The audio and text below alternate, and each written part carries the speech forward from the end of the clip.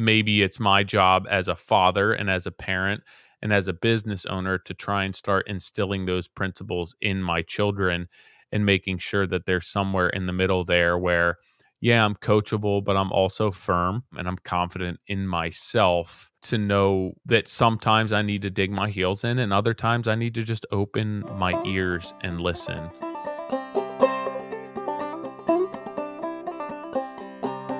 What's up? Welcome to Midweek Modern Craftsman. Hope you guys are having a good week. It is, let's see, this past weekend was Mother's Day, so hopefully you all had a good Mother's Day, got to spend some time with your significant other if you are married and have children. If not, hopefully you get to spend some time with your own mother. What did we do this weekend? Oh, this weekend was fun. So on Friday, one of our softball games got canceled because of rain. It's been raining a fair amount. Saturday morning, we got up early, loaded up the trailer, and we took a bunch of dirt bikes down to a club ride day that we had at a vintage motocross track. So we ended up, Rachel came, the girls all came. We actually brought Rachel's dad because he's been on a little bit of a chemo hiatus, so he's feeling a little bit better. So I brought an old vintage bike that I'd gotten for him a while ago. Got him out, not really in riding shape, but he hopped on the bike and rode around it a little bit, but we spent like a half a day there. It was a really nice day. The weather was perfect. It had rained a bunch the day before, so the track was really nice. Usually it's very hard packed. Then they have irrigation. So all the low spots, it's like so hard. It reminds me of a baseball field that just hasn't been raked ever. And then like all the low spots from the irrigation just puddle and it forms this slick slime on top. So it's kind of sketchy, but it rained enough recently that the entire track was pretty deep sand. So it was a lot of fun. Probably not as much for the kids and Rachel's dad with that much deep sand. But I had a lot of fun. We stayed there until mid-morning, or I guess right around lunchtime. And then we had to pack up and head home. Selby had a scrimmage at home. So Saturday, we got home a little bit later. And then Sunday was actually Mother's Day. We had rain.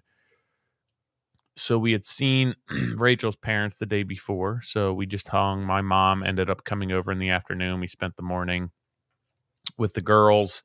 And then my mom and my brother came over on I guess in the evening, and we ran and got some food and then hung out and talked for a couple hours afterwards. But it was nice, pretty low key, whatever Rachel wanted to do. We're not like as far as holidays go, birthdays, Mother's Day, Father's Day, we're not the type of family, like for the kids we are, but for Rachel and myself, like for my birthday, I don't necessarily really want anything from Rachel. We're more of the type where it's like, hey, get what you want throughout the year and not like, hey, let's just buy you one big thing on your birthday that you may or may not want. It's like, if you want to go to a concert, let's buy concert tickets when you want them, not just on your birthday. If you want something for your dirt bike. So we're not like a huge buy a bunch of presents for Mother's Day, Father's Day, birthday. For the kids it's different, but for us, so holidays are usually pretty low key for us. There's not, it's not like, oh, for Mother's Day we're gonna do all this crazy stuff, or Father's Day or my birthday or Rachel's birthday. It's usually just like, hey, what do you want to do? Nothing. I just want a day off. All right, cool, that's it. We don't usually go too crazy. Again, we're more of the type where it's like, let's just do what we want to do throughout the year and not focus on just a couple days a year where it's these holidays. So it was a pretty low key day. We didn't do too much. Another Sunday in a house with young girls. But let's see what I wanted to talk about this week. Really, I guess I'm relating it to business a little bit, but it's not too heavily focused on business. You could definitely take principles from it and apply them to your business. But this is based on an experience, like an interaction that I had with Tilly yesterday. So, if you guys are unaware, we have a 10-year-old daughter, Selby. She's very much like my wife. She's very calm, collected, cool, calculated, kind, loves everyone, pretty happy go lucky. And then we have Tilly, who's more like me. She's pretty intense. She definitely likes to be in control. She likes to call the shots. When things don't go her way, she's generally not too happy. Um, Two completely different kids. Again, when we had kids, even down to the hair, we're like, maybe, I have a lot of hair and really thick hair, and Rachel has thin hair. And we're like, maybe we'll get a blend between the two. And it's like, no, Selby got Rachel's hair, Tilly got my hair. It seems that our children went one of two ways, and it was not as much of a blend as me and Rachel together. It's like Selby is Rachel, Tilly is me. So we were yesterday. I was out after I wrapped my day up. We had some nice weather. It's been raining, so I decided to mow the lawn. And when I was wrapping up the lawn, Selby had come out and she grabbed her net and her tee, and she was working, practicing softball by herself. And Selby, it's not that she is not driven. It's she's just not super intense. Like Rachel's not super intense. It's not that she's not driven. She just she's not an intense person. So for Selby to want to practice softball on her own outside of the practice time that she has as a team is not that common. So I figured, hey, let me wrap up what I'm doing. Selby obviously is out there wanting to practice right now, wanting to get better. This is a good opportunity for me to work on some things that I've wanted to work on with her, because usually if she's not in the mood, it's not that she doesn't want to get better, but it's just like she just doesn't care enough. So, she's out there, she has fun with her friends, she does well. She's one of the better players on her team, but it doesn't require that much of her. And she's good with that and she enjoys it. So I'm not the type of parent that's going to force her to be more intense if she just doesn't want to be that intense, because that's what I want. That's not what she wants. So I was like, there's some things I wanted to work on with her. Now is a good opportunity. So got done doing what I was doing. And I was like, hey, here's some things I want to work on. When you're done, can we do that? And she's like, yeah. So we're working on some things, having fun while doing it, not just technique, like we're hitting, catching, everything, having a little bit of fun, but also trying to work on some things with her. And Tilly also plays softball, but she's 7. She's not playing travel. It's just rec right now. It's her second year. So she's new. Um, it's all fun for her. And she comes out with her bag and her bat and everything, and she wants to play softball. She wants to practice hitting. And I was like, all right, Till, just give me a second. I'm working with Selby now. She didn't really want to hear that. Tilly's the type where she wants what she wants and she wants it now. And it's her way or the highway. So she was pretty pissed that I was like, hey, I'm working with Selby. How about, and I was trying to include her. I was like, how about when I hit the ball to Selby, you throw it back to her? So that turned into Selby not throwing it where she wanted it, too hard, too fast, too slow. It wasn't what Tilly wanted. So it was an issue. So I was like, all right, Selb, let's give Till a turn, do what she does. So I'm bending to her rules just to try and appease her, which I like. It's give or take, right? I don't want to be a pushover, but at the same time, I don't want um there's no sense in just digging my heels in and being like, screw you, Tilly, this is what we're doing. She's 7. So I'm trying to balance that, and I start pitching to her, and she's struggling a little. The sun's in her eyes, and I'm like offering things to help her. And I was like, can you pull your hands in a little? They're too far out. So when you're swinging, you're not coming right to the ball. You're having to pull your hands back. And then she doesn't want to listen to it. Still struggling, just getting angry. And so I'm like, Till, you have to listen to me. Try and do that. I don't like doing that. That's not what I want to do. Don't tell me this. Don't tell me that. So I told her, hey, you're not being very coachable right now. I'm trying to help you. We're out here to do 2 things. We're out here to have fun, and or get better. And right now, you're not having fun. I'm not having fun. And you're definitely not getting better. So why are we doing this? So she's like, all right, I'll be better. So we try. It doesn't go the way she wants. She doesn't get the results she wants. So she gets pissed off again. So finally, I'm like, you know what, Till? I'm done. I was practicing with Selby before. We're trying to include you, and you're just not making this fun for anyone. So I said, I'm done practicing with you. You can pack your stuff up and head inside. So I keep working with Selby some more. I see her pack up her bag. She puts her ball in, like, quietly. She didn't have a hissy fit. And just kind of hang her head and walk inside. And I didn't like I was annoyed with her when it happened, so it didn't really hit me until last night. I was laying in bed, and then I woke up this morning and I kept replaying that in my head. And like the way that she hung her head and she packed her stuff up nicely, she was upset with whatever was going on, either with how she was reacting, with what her results are, with how she was performing, or the fact that she realizing that she wasn't coachable in that instance. Um, so when we laid in bed last night, I tried to talk to her some, but usually with kids, like once it's already done, it's like a dog. It's hard to really teach them a lesson right after the fact. Like if it's any other time other than immediately, it's difficult for them to understand because they're on to something else. There's something else that's pissing them off. There's something else that's affecting their body. They're hungry, they're tired, they're happy all of a sudden.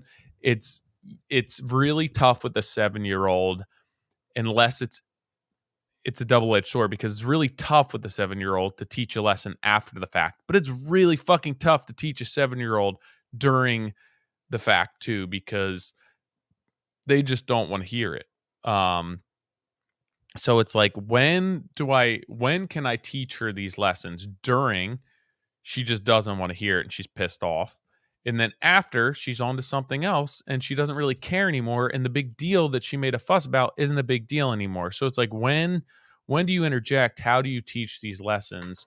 Um, so I was thinking like what the best approach for this is and where she's struggling. And I realized that maybe like I think it's the name or the title of this blog post and this podcast is the importance of being coachable or teachable.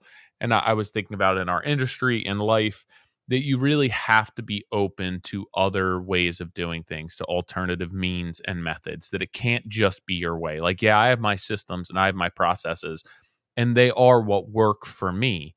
But I cannot at that point shut the door and not listen to any of the other noise and just say, hey, this is what works. I'm not even entertaining that because chances are more than likely that there's other people who do things a better way, a more efficient way, a more profitable way, a smarter way.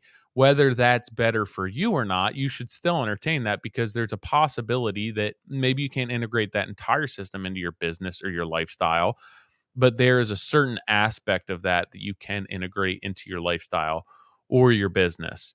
So I was thinking how important it is to be coachable, and like with Selby, how much of a pleasure it is to have a conversation with her. Hey, you need to work on this. Let's work on that. Let's take a video of you. I'll show you side by side what you're doing. Now let's focus on that.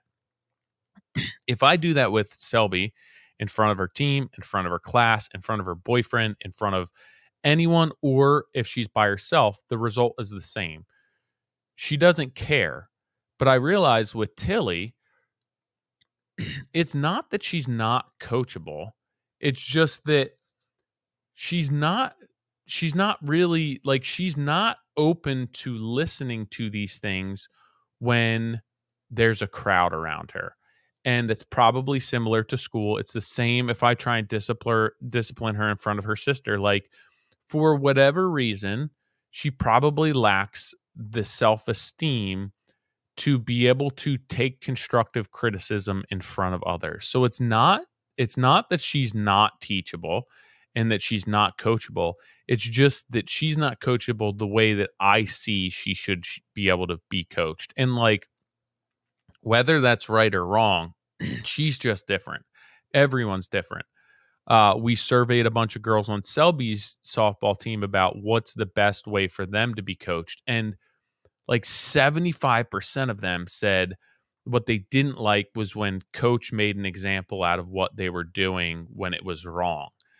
And I tried to have the conversation with them like, hey, when you're doing something wrong and we make an example of that, you have to be strong enough and confident enough and selfless enough to understand that, hey, we want to have that conversation with you regardless.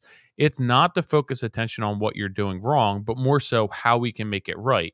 And the fact that you're doing it, there's probably 10 other girls on the team that are doing it as well. So by you being confident and strong enough to use you as an example, you're not only making yourself better, but you're making 10 other girls on the team better. So you have to understand that we can't pull every single girl aside and have a conversation with them in private about something because one, it's not efficient from a time perspective, but two, there's probably a lot of opportunity for everyone to learn from you.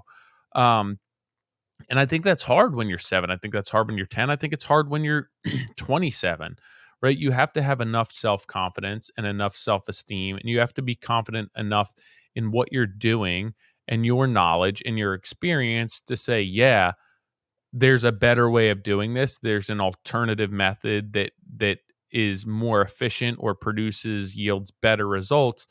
But I think that's tough for a 7-year-old. And I think that maybe Selby is somewhat of the exception to that rule where like even Selby with dirt biking, right?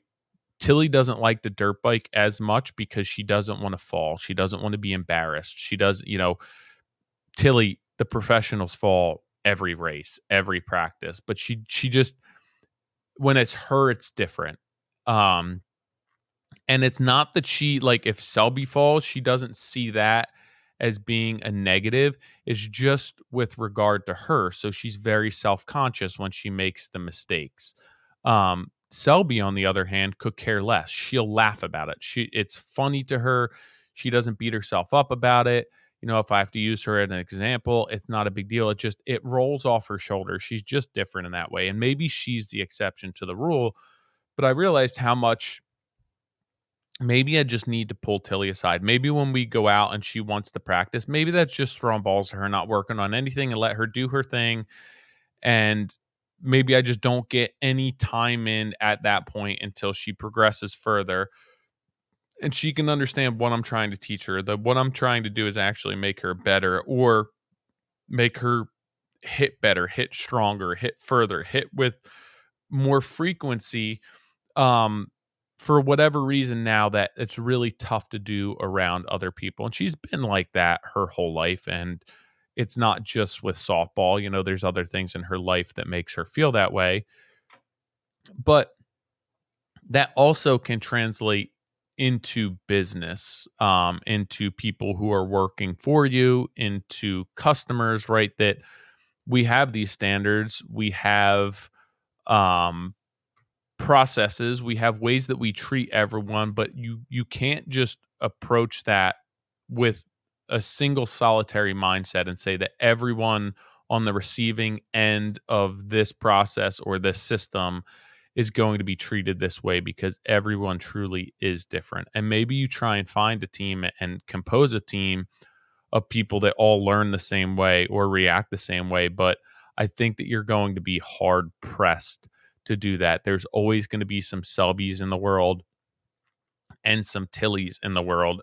And I think that for everyone's sake, you may need to tailor the way that you treat them differently, which I think in our world makes it really hard to grow a large company where you have these systems and these processes because you need them in place to grow. But at the same time, it still needs to be personal enough that you can treat these people the way that they need to be treated and influence them and um, give them what they require, not only as an employee, but as a human being, right? There's certain things that are going to um, make other people step up to the plate.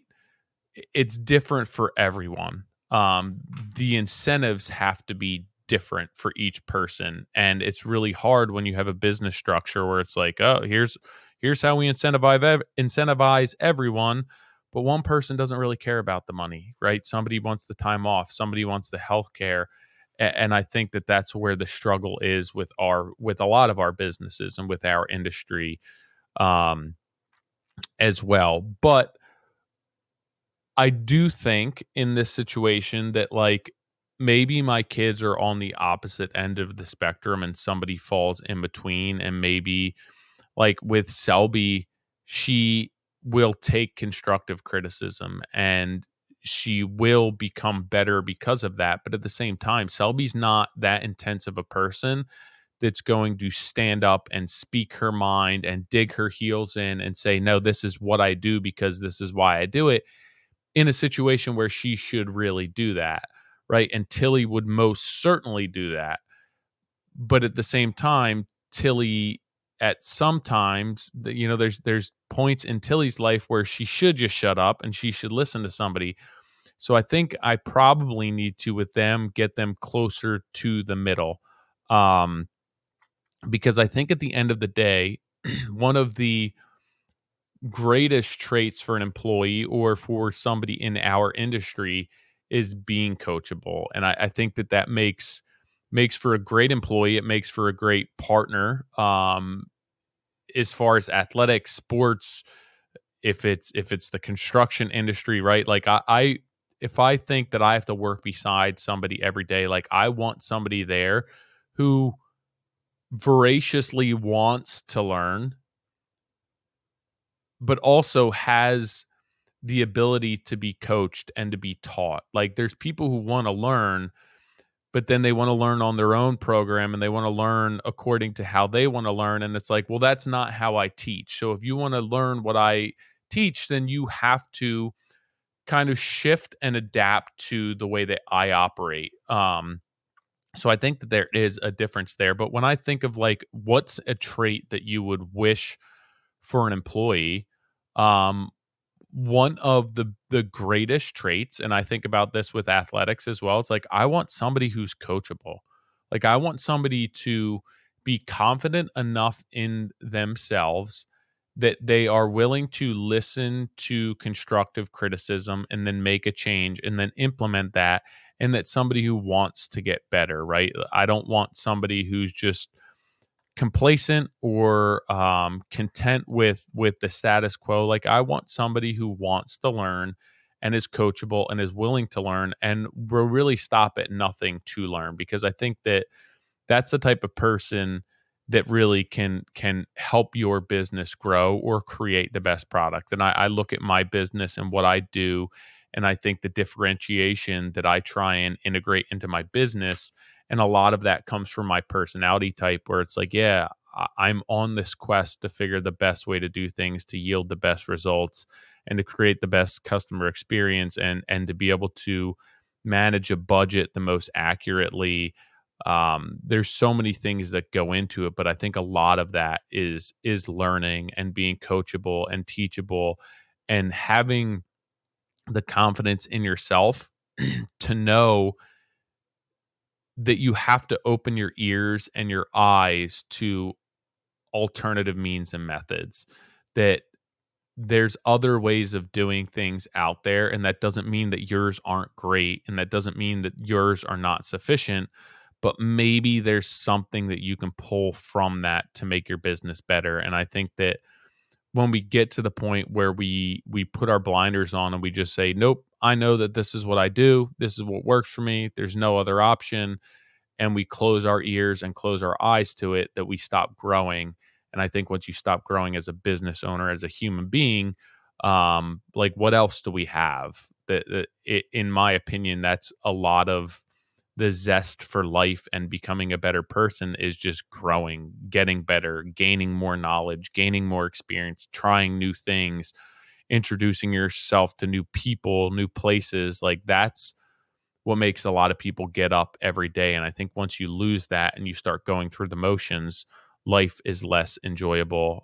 You have a lot less fulfillment. So I think that that's where being teachable, being coachable, from the time that you're 7 years old until the time that you're 70 years old is something that's really important. There's always hobbies that we're going to have and jobs that we're going to have that you need to be receptive. You need to listen. And I think maybe it's my job as a father and as a parent and as a business owner to try and start instilling those principles in my children and making sure that there's somewhere in the middle there where, yeah, I'm coachable, but I'm also firm, and I'm confident in myself to know that sometimes I need to dig my heels in and other times I need to just open my ears and listen. But this was the interaction that I had with Tilly, and it was a little bit heated, and I was frustrated again, but I was just hung up on seeing her walk in and just like the way she had ran out and she was so excited. And then when things didn't go according to how she had envisioned, maybe when she ran out there and grabbed her bag, like in her head, she thought she was just going to come out and smoke the ball and everyone was going to cheer her on. Like, and it wasn't like that, and she just kind of bailed and she gave up and she had an attitude, and that's not going to make a good team player. That's not going to make a good sister. That's not going to make a good daughter. That's not going to make a good employee down the road. And I want to instill those principles in her and teach her what I know to this point and what's going to give her the best chance of being successful and creating successful relationships and having a fulfilling life and career. And I think that so much of that is teaching our kids to be teachable and coachable, and to respect the people who are trying to take their time to teach us based on their experience. And I think that when you start viewing that as less of somebody trying to push their agenda on you and just like, hey, they don't have to share their experience, they don't have to do this. And maybe it works for you, maybe it doesn't, but like, yeah, they've gone through life and they've experienced this and this is their experience. Take what you want from it, but at least listen to it. So that was my thought today. I honestly was just a little bit upset and a little bit frustrated with the interaction with Tilly, and I was like so bummed to see her feel the way that she did. And I was thinking to myself, like, what can I do as a father to make her not feel this way? But to also be accountable for her actions. And it got me thinking, about business and about employees and about who I am, and times in my life that I've been Tilly and that I've treated people like Tilly, or I've just been resistant to listening to anyone else, and how we always need to make sure that we have our eyes and our ears open for other possibilities, and just to be respectful and accountable and appreciative of other people's insight and experience. All right, guys and girls, that's it for this week. I hope you enjoyed this midweek. I had another consulting call this morning, with a nice lady from the West Coast, which is a neat call. She actually is not a contractor, but she does have some field experience, but now she's helping doing some consulting for businesses, smaller businesses typically. And she was just curious as to how I do things and maybe things that I do that she could help integrate into her contractors' lives and her clients' lives. And she said, that she wanted possibly at some point to go out and start her own contracting business, but she was extremely risk averse. And I thought that it was a really neat perspective for her to have this consulting type business where she's looking more on the business end of things, less of the technical trade side of things. Um, and helping these contractors out and seeing where they're failing and where the flaws are and what they can do to better their business, not from like a technical aptitude side, but more so from a business side. And I was like, yo, you're dealing with the headaches of 5 contractors right now, and you're learning all of these things, and you're going to help them make their businesses more profit and be more efficient and legitimize everything that they're doing. I'm like, a few years into this, you are going to be well suited to run your own contracting gig if you wish to. And it will probably be much easier than what you're doing now because you'll be responsible for one team of people, for one company, one group of subcontractors rather than like 5 or 6 right now. I was like, you have everything on your shoulders. You know, the stuff that we struggle with, where it's like, how do I take a vacation? How do you take a vacation when you're consulting for 5 different contractors that aren't taking vacations? It would be a struggle. So I appreciate that phone call. We talked for a while, but it was really a neat conversation, and I'm glad that she ended up scheduling a consulting call. So thank you for that. If you are interested in scheduling something for yourself, I have 2 calls booked for next week. Again, I'm usually booking a week or 2 out in advance, not too much more than that, just because I don't want to fill up my schedule and put unnecessary stress on myself. So you can shoot me an email, tyler@trghomeconcepts.com, if you're interested in getting on a one-on-one consulting call with me, and I can explain to you how I go about scheduling them, charging for them, all of that stuff. But it's tyler@trghomeconcepts.com. I'm really only doing probably 1 to 2 calls a week based on my schedule, mostly on Tuesdays. If there's an odd time during the week that works for you, I might be able to fill something in, but I really want to be set at home with my computer, and be able to devote my 100% attention to you. So again, first come, first serve, usually 2-3 weeks out in advance.